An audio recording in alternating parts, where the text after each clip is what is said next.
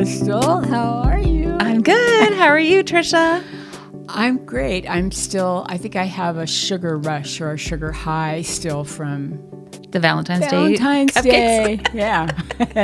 We like to celebrate all things. They were tiny cupcakes, though. You have to They admit. were, but they were really good. Thanks for bringing them. Yeah, we got to. Yeah. We're taking a little bit of a break from one episode break from our series of Light the Spark, Ignite Genuine Hope, and Lead the Change. We wanted to share some love. We know that Valentine's Day is this week. Maybe it's actually a little bit last week, but I know. Well, it was Saturday. We're going to be dropping this on Monday, but we wanted to just share some love of you, our listeners. We're so grateful for you. And we were inspired by an article that we read. We'll talk about her for a second. We had Marilyn Gist on our podcast a couple of years ago. Yeah. And she wrote Leader Humility, a wonderful book, absolutely wonderful. She was a professor here in the Pacific Northwest, and she has retired since then, and she's now on the East Coast. She was actually one of my professors when I was going through undergrad at the University of Washington. So, she really was foundational to how I thought about sort of human behavior and leadership. And well, now she has a newsletter that she puts out, and she calls it The Gist of It, because her last name is Gist. Yeah, it's so cute. It's just really cute. And this time she had an article on, or she wrote a post on the courage to let yourself be helped. Yeah. And we're thinking, that is love too. Right? It is love. Yeah. I before we go into the article, though, I think there's a lot that when I think about love, I think of gratitude. I think about what I'm grateful for. Yeah. And I am just so grateful for you as my friend. Oh, I'm grateful for you too. And my podcast mate. Yeah. And, just all around good buddy and my former boss. I mean, it's like, wow, I've been grateful for that for 9 years. But also, I've got some really wonderful friends. And I'm noticing lately more than in the past few years that we're all starting to come back together again. We're all starting to see each other more often and interact with one another more regularly. Like one texts me every day, and it's like, wow, I love that. And, she's just somebody I actually go to church with, but she's also just one of those people who has to reach out and make sure that you're okay. She's kind of like a mother hen, if you will, or something. But I love that because for a long time we kind of got away from that. And when we did talk to each other, it was like few and far between moments. And I didn't like the idea of losing that, right? So I'm feeling really a lot of love for my friends right now. And of course, for my cat, because he's getting older, and it makes me sad that I may lose him one of these days. But in the meantime, I'm going to enjoy every little second of him. Yeah. But, and I don't know. I love where I live. I love the Pacific Northwest. Yeah. I've lived all over the United States. And yes, we do have some beautiful spots in this country. But this place takes the cake. It's got the mountains. It has the sea. It has the woods, beautiful woods. It has rain when you want it. It has snow sometimes. It has warm weather, but not unbearably warm weather most of the year. It's just a very beautiful place to live. Yeah. And the people here are really cool. So for me, there's that. And, a few other people along the way that just kind of make my heart go a little bit faster, which is kind of cool. How about you? Yeah. I have so many things to be grateful for that I love. I love how you sort of connected those two. I think it's true. It's been a year of richness with family for me. And so I feel really, really blessed for that, for really meaningful time with my family. Big moments with weddings and we're having a baby in the family soon, to really small moments of, I was just sharing with you earlier that my son-in-law fixed me lunch the other day. Yeah. And just those small moments of caring really, really matter. And thinking of those people that, like Chance, who are farther away, and trying to stay connected. And so lots of family richness there. And like you said, I love the Pacific Northwest. I was just talking with a friend about there's some possibility for work that I'm pursuing, but it's going to take me to all different parts of the state, which has been kind of interesting. Different projects, but way south, way north, east.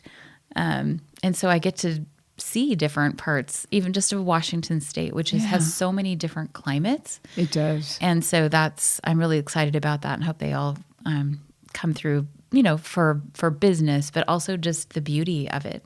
Yeah. And in-person work, which is kind of fun too. I love, of course, the Zoom, it's fun to be able to work with people all over the world, but it's also pretty heartwarming when you get to sit in a classroom with somebody and actually do some teaching face to face. So I'm really excited about that potential.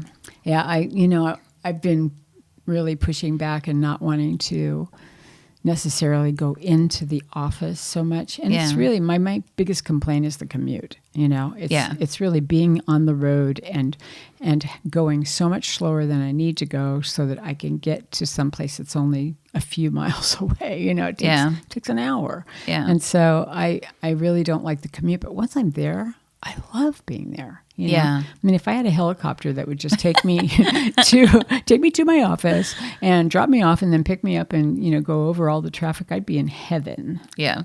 But it's just really nice I think it's great that you're going to be seeing all over the state. You're from here. I am, yeah. Which is, And I've lived all over the state, actually. So I really do. My heart is with all the different parts. I love Eastern Washington. That was my early years. And so, I have an affinity for a lot of it. So I'm excited to hopefully get more opportunities to be a little bit of, even though it is a little bit of a drive, the drive is not actually, it's more like put your cruise control on. Yeah, I was going to say. It's not traffic drive, which I appreciate. For our listeners, Crystal loves to drive. So, I do love to drive. Yeah. Not in traffic, though. And so these will be outside of traffic. So, It's kind of neat because I've lived all over the United States, and I spent most of my years, though, in California. And it's sort of the same in a way in that you could get to the farmland and you can get to the mountains or the ocean or whatever, but it's not the same as here. It's not as green. It's not as lush, right? But you can go to Washington, anywhere on the eastern side, you can see where a huge population of our apples come from in the country. They're grown here. Cherries, the same thing, right? Cherries and berries and things that a lot of people don't think much about, but they really do come from here. Rhubarb is this is like the rhubarb capital of the world. Nobody rhubarb, but it's great. People here they're so good at making things that you never thought would be tasty, and they are amazingly tasty, right? And there's wineries here. California doesn't have the whole lock on wineries. Oregon and Washington also have really good wineries here. So there's just throwing it out there. There's a lot of cool stuff, and then there's always Pike Market. Yeah. If you're really desperate. No, I'm just kidding. No, it's very fun to go. Yeah. And I want to, as far as things I love, of course, I had a shout out to my husband, Ari. Oh. Hello, Ari. I'll shout out to your husband too. I think he's wonderful. We are going to be celebrating this year 35 years. And we've actually known each other for much longer than that. But I'm so grateful for him and this season of our life, and that we're able to share it together. And we're just having a ball being empty nesters and seeing our kids flourish and really looking at new thresholds for us with changes in our families, and it's just really cool. You're going to be grandparents. We're going to be grandparents. Yeah. I love this time in life. I really do. Yeah. I know when I was younger, looking at this age, I would be like, oh God, I don't ever want to be that old, And no, actually, I love this season of life.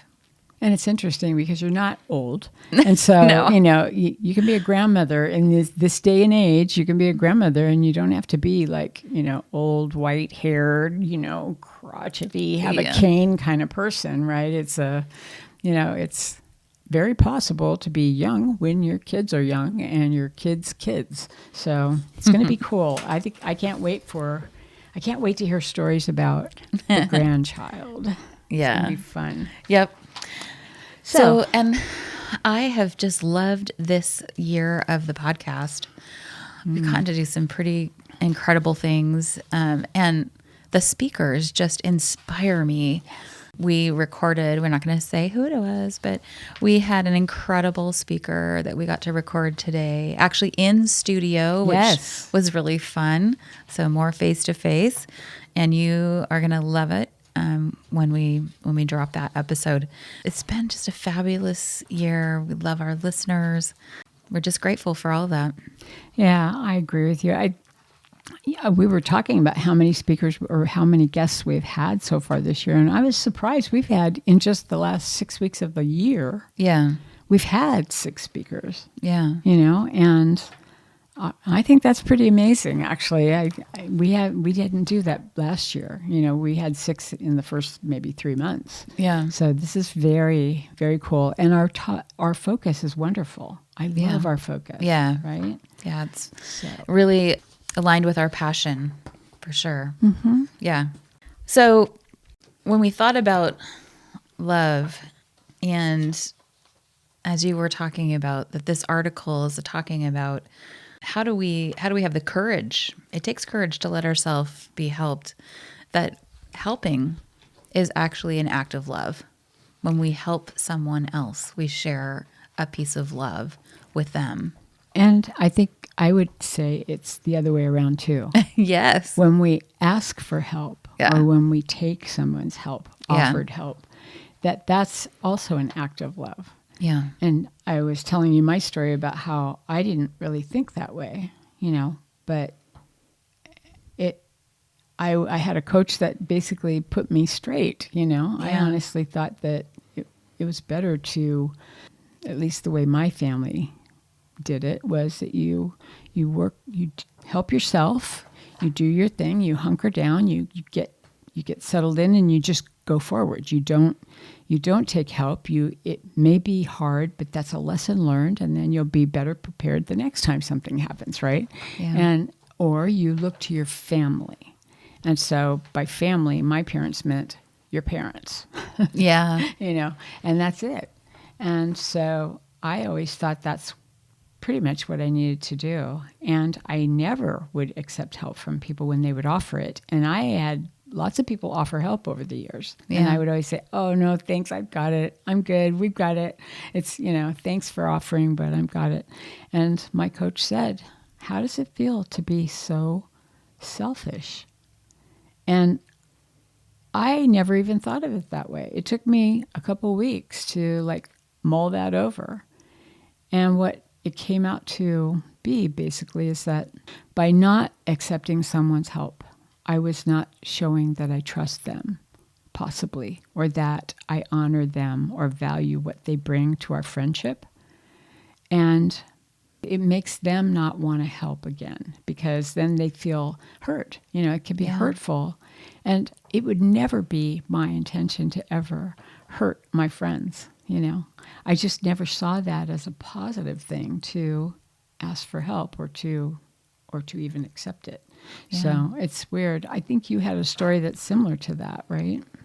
Yeah. I mean, it's just something I struggle with all the time. For me, it's always been, I can ask for help, but it's when I am greatly suffering. There's been a big catastrophe that's happened. Somebody's in the hospital, something like that, where I'm feeling a lot of pain around whatever the situation is. And then if somebody offers to help, I'll take something small. Somebody could deliver a dinner or something like that, which is not small, but it's not very vulnerable on my side about what maybe I really do need. And so it's an interesting thing. I've been thinking a lot about it. Is it possible to ask for help at a time when I know I need some help, but I'm not suffering? And I think I'm making progress on that.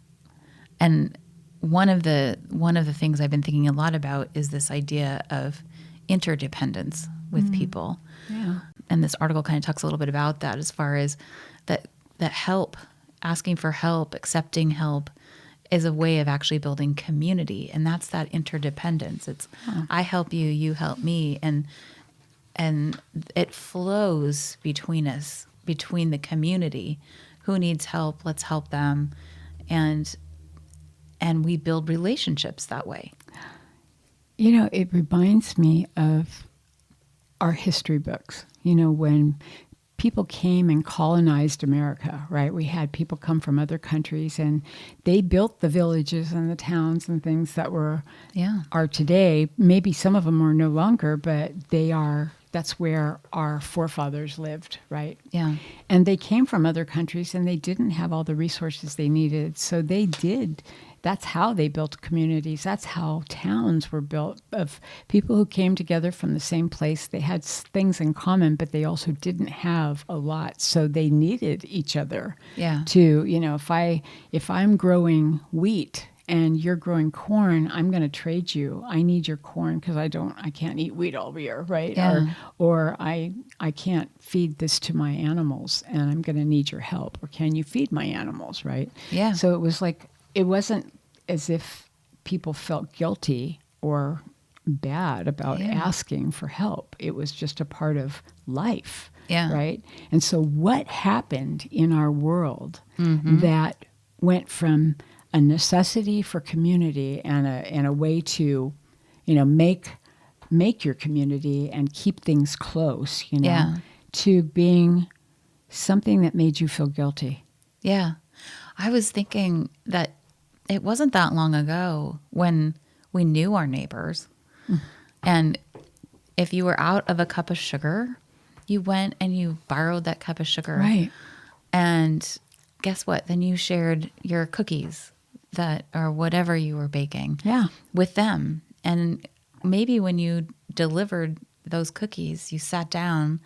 It's like, oh, would you like a cup of coffee? And you created some connection and relationship again. These, what seemed like unimportant moments, were the glue that brought people together. But most of us don't even know our neighbors anymore. I'm really lucky that there are only 4 houses on my street. Yeah. And I think I know everyone on the street, but I interact with 2 of the houses, right? And it is sort of like that because it started with a different family next door, and they were from New England. And that's what they do in New England. And of course, that's where we all started, right? We started on the East Coast. That's where most people's families started somewhere. Not everybody's, but I mean, we have a lot of Native American or indigenous people. We have a lot of people from other countries, but the people that colonized, that I was talking about, that they sort of colonized mostly on the East Coast, and they all went west, right? The people that I've interacted with on my street, they all came from there. Not from any one spot, but all. And their communities there were very much where everybody went to the same church or everybody worked in the same building, you know, or something like that. Yeah. So they had that kind of built in. And here felt distant. And so I had to kind of learn to be in community with a couple of them because it had been so long since I was ever with my Marine Corps family where I could be that way. Yeah. That I'd kind of forgotten what that felt like. Yeah. You know, but it has to grow on you. You said community, and you're absolutely right. It's like, that's what makes all of this, you know, sharing and that's what it is. It's not just helping, it's sharing, right? Yeah. It's sharing yourself, your time, your whatever. Yeah. I like the cookie part though.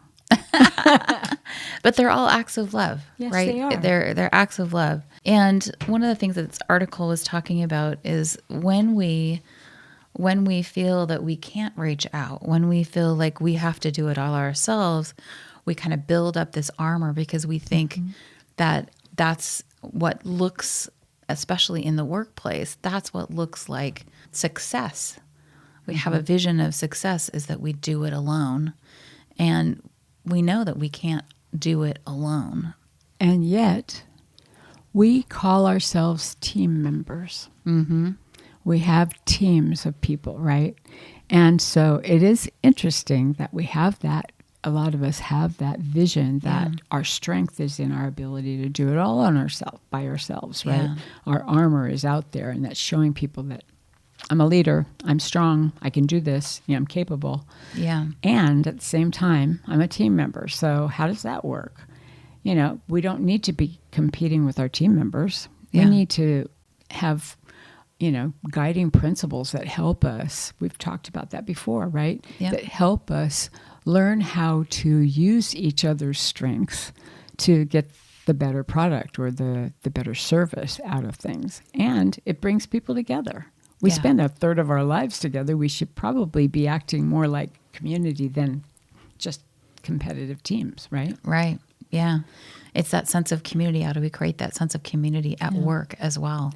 I've been thinking a lot about that lately. We read Peter Block's book on community, and quite frankly, I see a great need for us to shift the words from team to community, because I would love to see business adopt that, especially when you listen to somebody like Jeff McAuliffe talk about getting to know your neighbors, getting to know the people around you, and collectively working in tandem or in, rowing the boat in the same direction correctly, right? Yeah. It's community is, I think, the way of our future. And I think when we look at the next big or the next whatever, it's going to be togetherness. It's going to be community. Yeah. So if there's not love there, that's almost a calling for us to learn to love differently, right? Yeah. Maybe we shouldn't be quite as discriminating as we have been. Yeah. It's possible. Yeah. We might not be it might not be hard for us to ask for help. It might not be hard for us at all to give it, right? Yeah. And we get to know people at a different level. It'd be very cool. Yeah. One of the things that is in this article that I do like also, in about the middle of the article, she says, letting myself be helped didn't make me less capable. It made me less alone. But then the next subheading was the courage to let ourselves be held. It's about being noticed, being seen, being held in community, I guess, or being held in And the steadiness, she was kind of talking about it, held in the steadiness of someone else. Yes. And be vulnerable and courageous enough to actually allow that. It's like being able to lean. Yeah. Right? Yeah. Yeah. I that's- love that too. I think it's really important. She says high functioning people often struggle with this idea of letting somebody else in. And slowing down. I thought that was interesting too. We've been talking quite a bit about this notion of strategic slowness that Dr. Lindsay Godwin brought to us earlier this year. If I stop, things will unravel. If I step back, I'll lose ground. Yet the paradox is simple. People tend to trust us more when we're honest about our limits, not less. And I think that's so true. Well, and it's what we've been saying since we started this podcast, which is vulnerability, right? Leader vulnerability is what endears your team to you, right? When a leader is able to step up and say, I don't know the answer, or I didn't do that right, or I didn't approach this right, and I want to talk to you about it. And what you're doing as a leader, when you open yourself up to vulnerability, you have people who, for the first time in some cases, able to look in your heart. Yeah. And when I can identify with somebody who is telling me out of all vulnerability that they made a mistake or that they need help or something, my heart sees them as being on my level because I've been there before, right? It's being able to relate. And so I think that's really an important thing for us to remember, that we've talked about vulnerability in so many different settings over the last 4 years, but it doesn't go away because it's a foundational thing. Yeah. You don't have to be afraid to be vulnerable. Yeah. And you can ask for help, and it doesn't make you weak. Yeah. Right? Right. It builds the muscle of compassion and empathy, both for yourself and for the other person. Yes. And those emotions, they help us to create that connection. Yeah. To build the relationships and to build that community. It's amazing how many people, once they have felt that compassion or have experienced it with someone else that they may not have felt that before, how easy it is to let go of all the things that were keeping you apart. It's like you break the barriers, and now you're more one-on-one talking to each other, and that's how community builds too. Yeah. And she kind of closes the article with that care is not earned, the care is exchanged. We don't have to prove ourselves worthy of rest or justify needing support. And we don't have to carry everything simply because we know how. Right. And I think that's really, really true. And that piece about justify, we don't have to justify needing support. I think that's kind of been my challenge, as far as I have to be sort of carrying such a huge burden before I'll ask for help, rather than saying, let's lighten the load a little bit and let's get this flow going. I give to you, you give to me, and that lessens everybody's burden. You know, I think about, we've been in a really weird year with respect to weather. You know, we've had so much of our country under tons of snow, and people are in trouble, right? Yeah.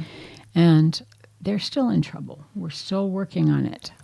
And that's when people come together too. When there's a crisis, it seems that, you know, when we had the fires in California last year, and there were so many people who lost their homes. Yeah.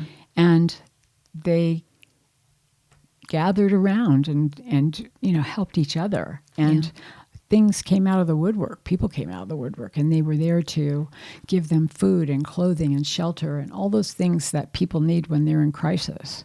And it's building that community a lot deeper than it did before. You know, California is known for not knowing, you don't know your neighbors. You could be there for 40 years and you may not know your neighbors.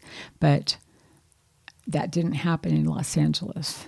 They started connecting to each other, and now there are new relationships that have been built. The community is itself becoming very strong. And I just, you know, I think if we think about what's going on this year, and I have a feeling we have a lot of listeners who can identify with that. Yeah. So, you know, and my heart goes out to the listeners who are people who have had to and maybe didn't want to ask for help, but then you found out that it's okay to ask for help, and you get what you need, right? Yeah. Yeah. And it's a way to share love and be loved. Yeah. And that's what we're all looking for. You just brought it right back to the beginning. Yeah. Mm-hmm. Yeah. So before we go, we invite you to pause for just a moment and ask yourself, what spark was lit for me today, and where can I take one small, meaningful action? This year, our focus is clear. Light the spark, ignite genuine hope, and lead the change. Because hope isn't passive. It's something we practice through intentional, everyday choice. Leadership begins when we take what resonates and allow it to shape how we show up for others. And if this episode resonated with you, share it on your social media so the spark can travel even farther. We hope you'll keep listening, because we have more exceptional podcasts coming up with more fantastic guests. So be sure to subscribe to Lifting Leaders Podcasts on Apple Podcasts or wherever you listen. If you're looking for help in developing your leaders or would like a growth opportunity yourself, please contact us through our website at www.post-valentine.com. www.liftingleaderspodcast.com. Thank you to Ari Chance Roberts for his ever wonderful, loving technical support.